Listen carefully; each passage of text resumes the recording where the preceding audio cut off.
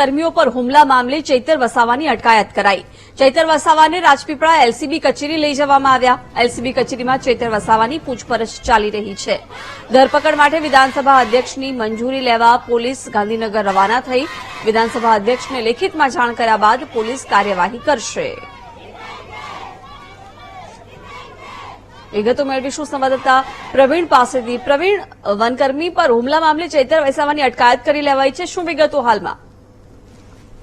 જે જિજ્ઞાસા જે સવારથી જ ઘટના બની હતી કે જે ચૈતર વસાવા છે છેલ્લા એક મહિનાથી ભૂગર્ભમાં હતા, એમના પર વનકર્મીને મારવાનો હુમલો હતો અને ગુનો હતો અને હવામાં ફાયરિંગનો પણ ગુનો બન્યો હતો। આના લઈને એમના પર જે ગુના નોંધવામાં આવ્યા હતા ને, એક મહિનાથી તેઓ ભૂગર્ભમાં હતા અને આગોતરા જામીન માટે પ્રયત્ન કરતા હતા, પરંતુ ગુજરાત હાઈકોર્ટમાંથી પણ ન મળતા અંતે એમને આજે સરેન્ડર થવું પડ્યું હતું અને પોલીસે એમને આજે અટક કરી છે।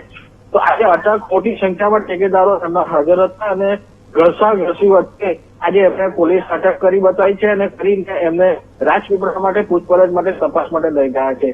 ધારાસભ્ય પોતે હોય ને એમની અટક માટે વિધાનસભા અધ્યક્ષની મંજૂરી હોય એના માટે પોલીસની ટીમ પણ રવાના થઈ અને અધ્યક્ષની મંજૂરી માટે પણ નર્મદા પોલીસે પ્રયત્નો ચાલુ કરી દીધા છે અને આવતીકાલે કદાચ કોર્ટમાં હાજર કરશે અને એમની રિમાન્ડની માંગણી કરશે। જી બિલકુલ પ્રવીણ, આભાર જાણકારી આપવા બદલ।